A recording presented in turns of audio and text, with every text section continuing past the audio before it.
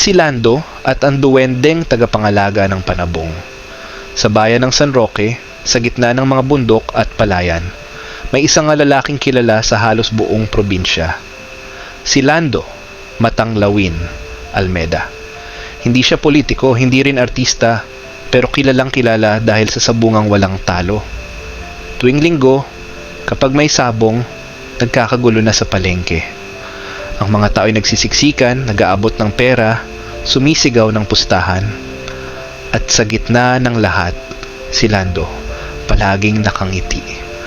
Ang mga manok niya ay mga panabong na galing pa raw sa ibang bansa, mga inalagaan ng pinakamagaling na breeder. Pero higit sa lahat, may lihim siyang tinatago. Sa ilalim ng kanyang barong, nakasabit ang mutyang berde, bilog, makintab, at sinasabi nga nagbibigay ng swerte. Pinagkakatiwalaan niya ito ng higit pa sa sariling dasal. Hanggat suot ko to, sabi ni Lando, wala akong talo. At totoo nga, sa loob ng 7 taon, wala pang manok ni Lando ang natalo. Kaya't dumami ang kanyang pera, lupa at mga tauhan. Ngunit habang lumalago ang kanyang yaman, lumalaki rin ang kanyang kayabangan. Isang umaga sa sabungan, mainit ang araw nang dumating si Lando sa sabungan. Dumagundong ang sigawan ng mga tao. Lando! Panigurado, panalo na naman yan! Sigaw ng mga mananaya. Sa kabilang dulo ng sabungan, isang matandang lalaking payat ang tahimik na nakaupo. Madungis ang damit, may suot na lumang sombrero at bitbit ang isang puting manok na tila may sugat sa pakpak. Napansin ito ng mga tauhan ni Lando at nagtawanan. Greater than, ha ha ha! Tatapat mo yan kay Matanglawin? Manok mo mukhang pang-adobo, di pang sabong. Ngumiti lang ang matanda, tahimik, pero matalim ang tingin. Subukan lang natin, mahinahon niyang sabi. Nang magsimula ang laban, walang gustong pumusta sa matanda. Lahat kay Lando. Sino ba naman ang lalaban sa walang talo? Ngunit nang lumipad na ang 2 manok, biglang nagbago ang ihip ng hangin. Ang puting manok ng matanda ay hindi matamaan. Kahit gaano kalakas ang atake ng manok ni Lando, parang may hanging humaharang. 3 palo pa lang, biglang bumagsak ang manok ni Lando. Patay, tahimik ang sabungan. Walang makapaniwala. Si Lando mismo'y napatulala. Nang lingunin niya ang matanda, nakatayo ito, nakangiti, at sa kanyang mga mata ay may kakaibang kislap. Hindi lahat ng laban kailangang pagyamanin, sabi nito bago tumalikod. Iniwan niyang nakahandusay ang manok ni Lando at isang maliit na batong berde sa lupa. Ang simula ng kababalaghan kinagabihan, hindi mapakali si Lando. Hinahanap niya ang kanyang mutya, ngunit nang makita niya ito, tila naglalaho ang kintab. Pinunasan niya, pero para bang may duming hindi matanggal. Habang nakahiga, may narinig siyang mga yabag sa labas ng bahay. Pagbukas niya ng bintana, nakita niya sa ilalim ng buwan. Ang matanda sa sabungan, ngayon ay kasing liit ng bata, nakaupo sa poste ng bakod. Anong kailangan mo? Sigaw ni Lando, nanginginig. Ngumiti ang matanda. Ang hindi mo nire-respeto, ngayon ang magtuturo sa iyo ng leksyon.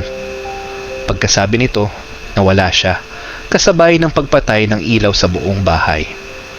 Kinabukasan, namatay ang isa sa mga alaga niyang manok. Walang sugat, walang dahilan. Sumunod na araw, 5 pa. At gabi-gabi, naririnig niya ang mga tunog ng tila tawa ng bata sa ilalim ng sahig.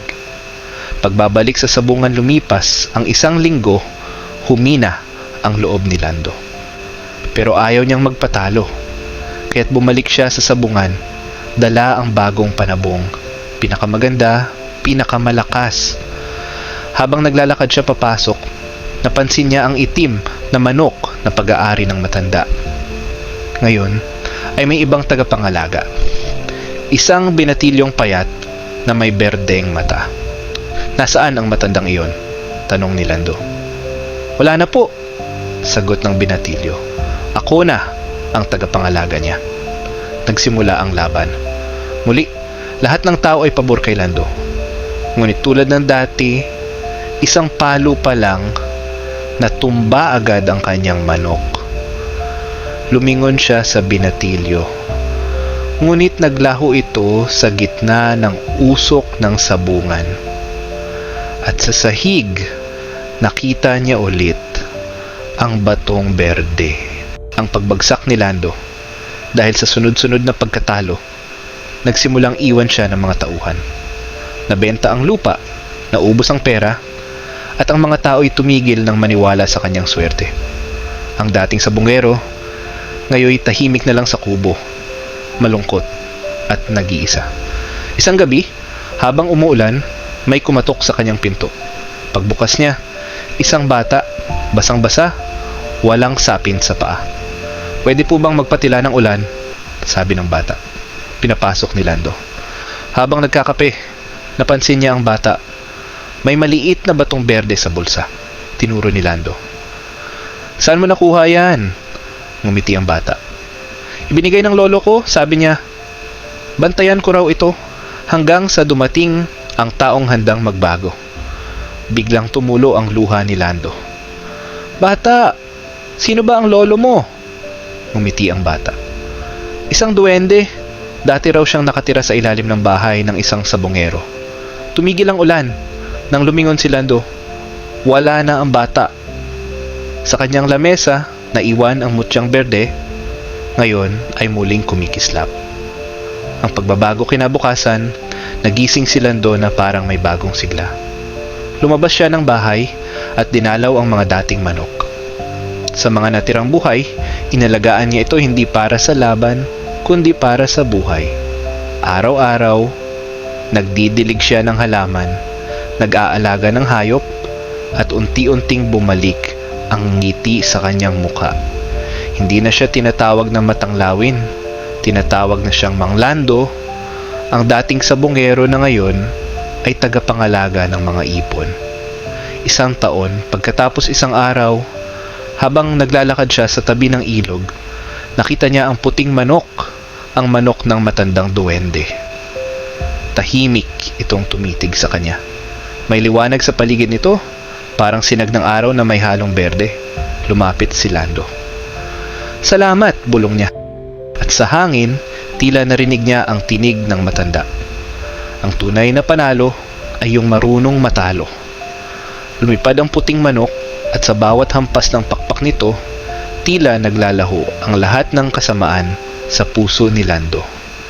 Aral ng kwento sa bawat laban ng buhay, hindi laging pera o agimat ang magdadala ng tagumpay. Madalas, ang kababaang loob at kabutihang puso ang tunay na sandata. Ang duwende ay hindi kalaban, kundi paalala na may bantay ang kabutihan. At ang dating sabungero, natutong tumaya hindi sa manok, kundi sa tamang asal. Ang swerte ay dumarating, pero ang kabutihan, yan ang nananatili.